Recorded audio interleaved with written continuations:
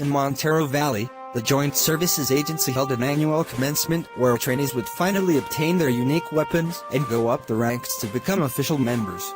The graduating trainees of the agency can hardly wait for their grand awakening as heroes of the agency.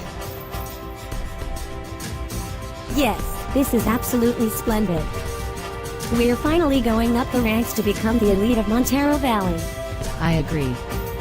Now, we can see what it's like to work as superheroes for hire. Everyone, we have an important announcement. Our chemistry club's star student, Samir, is graduating from the agency.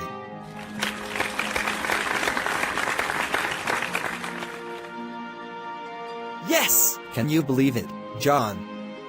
We're finally getting out of this place. It's about time, honestly. Both me and the guys are going to party together to do missions. How about you? Heck yes. The entire boxing club has already signed up to be my party members. We're going to show everyone what this graduating class is made of. Meanwhile, there were others who weren't feeling the stereotypical hype. Let's see, just a little here and there and... Even now, you're still drawing in the middle of class. You've been here the longest. You'd think you'd have a bit more enthusiasm compared to the others. Well, unfortunately, I don't. Sorry to disappoint you. Look, now isn't the time for this. Just pretend to at least care when they perform the ceremonial rite of passage. The weapon you'll receive will determine how far you go in the ranks of the agency. Will do, Teach. Will do. It was your brothers who received the Golden Thunder Mace and the Crimson Flame Axe a while back. If they got something of that caliber, I wonder what kind of weapon they'll give you at the ritual. Who knows? Probably something like a bow or throwing daggers.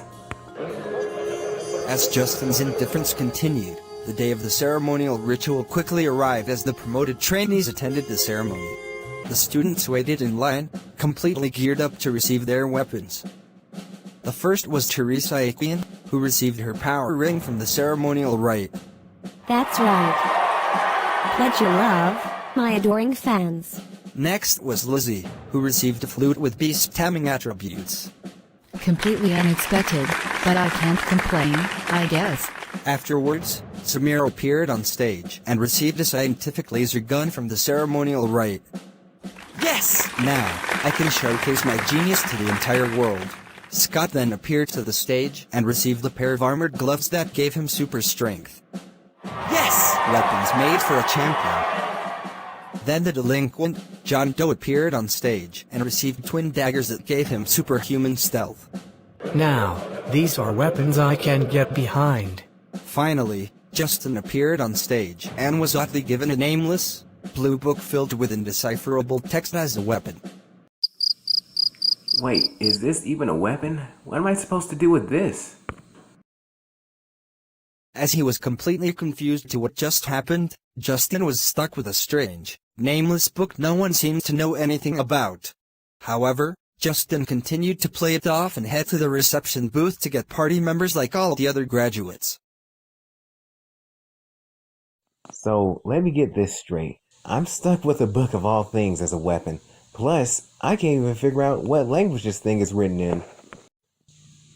I hope I can at least find a teammate or two to help me out with this.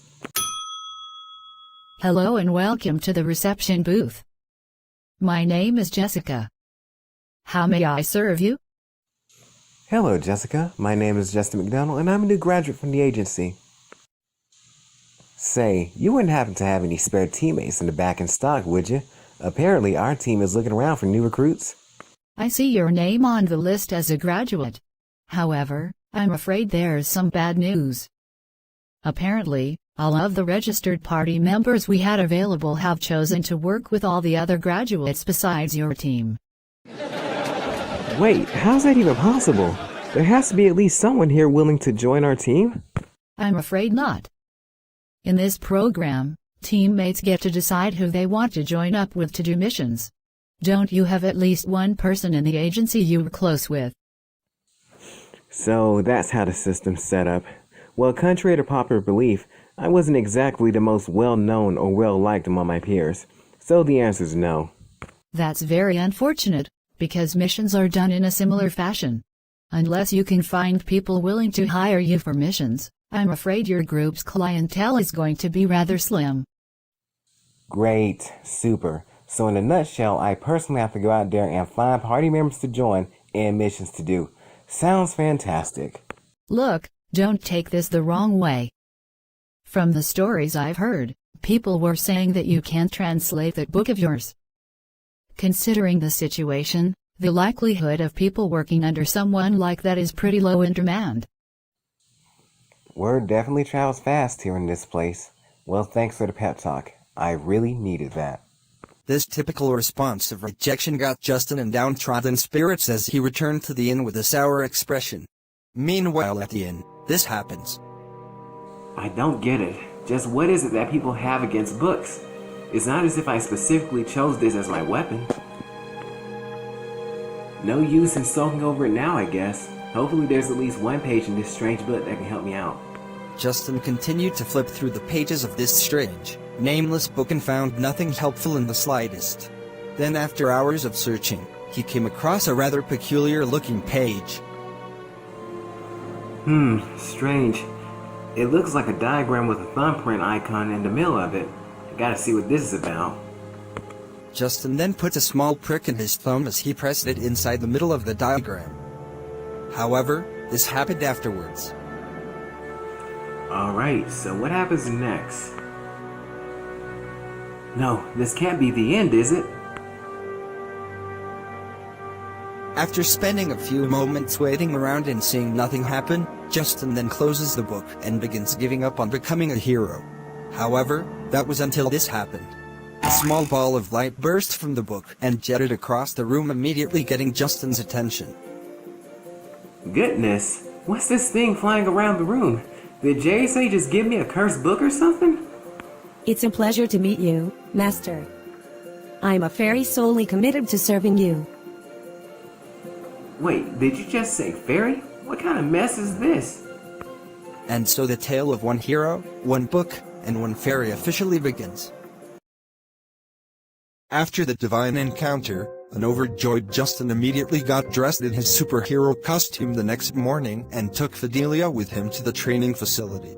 However, unbeknownst to him, only Justin could see Fidelia in her current state, while everyone else thought he was talking to himself. Yes, this is awesome. I finally got my very own teammate. And to top it off, she came from my very own book of all places. Talk about convenient. Are you sure you're able to handle the risks after performing this act? It's completely understandable if you have any second thoughts. Oh, relax. I'm sure this is no big deal. What's the worst that could happen? You sound very sure of yourself. Where exactly are we supposed to be heading to train anyway? Oh, just a little place I always wanted to go but lacked the manpower to do it. A place I'd like to call the JSA facility. Alright, I've just finished adjusting the settings for the simulation room. Watch and be amazed. I swear, I'll never understand the modern marvels of human technology. What will your kind think of next? Oh, you still haven't seen anything yet. What's going on? Why are we in this pitch black room? What, you're nervous? Hang on a second, you'll see.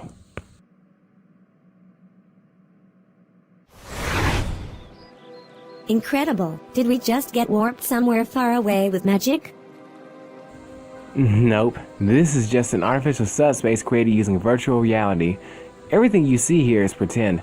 Sort of like being in a video game. I'm not sure I follow, but we'll move right along. Cool. So, explain to me again about using partner synchronization. What's so bad about it? Partner synchronization is a divine act in which both parties are able to inherit the attributes of one another under a binding agreement. If we were to perform this act, you would gain my magical attributes as a fairy, and I would gain your physical attributes as a human. Both sides would mutually benefit from this ordeal. Okay, so what's the downside to this? Once this is performed, the synchronization will remain irreversible for as long as we live. Should the pact somehow be broken before one of us dies, it would mean the demise of both of us. Knowing this, are you still willing to follow through with it? So, in a nutshell, we both just need to train, grow, and protect each other from now on. Sounds easy enough. Considering I'm the only one in my class with no powers and a book I can't read, I'm willing to do just about anything to get stronger at this point. Very well.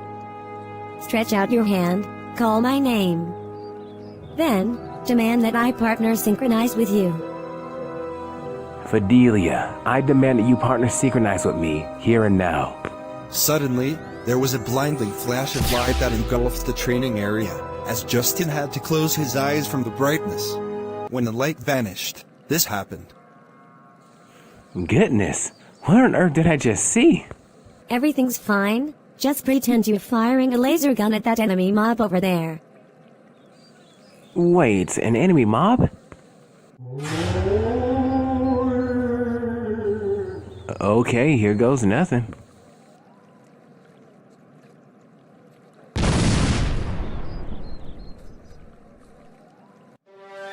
No way, I can't believe it.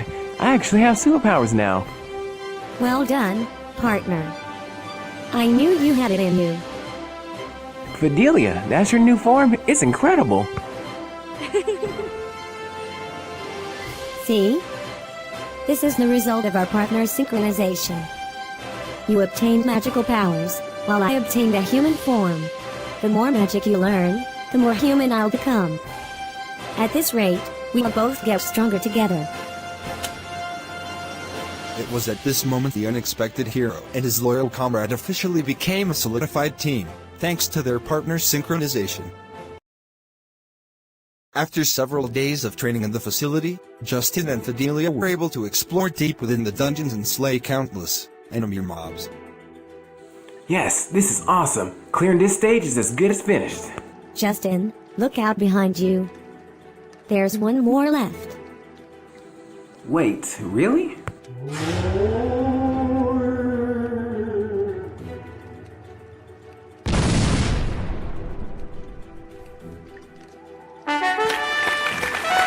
Way to go, Justin. We finally cleared the final stage of the training dungeon.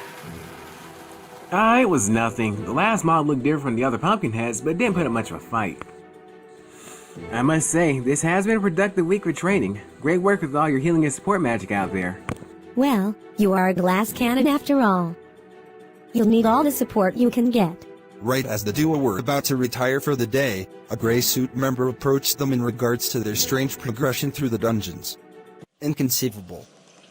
How did you and that partner of yours blaze through that final boss like it was nothing? You must have cheated. Whole teams of our elite members had a difficult time slaying that boss. Wait, so that black and red thing we fought was supposed to be a boss? I couldn't really tell because it went down easily just like the other mobs, so...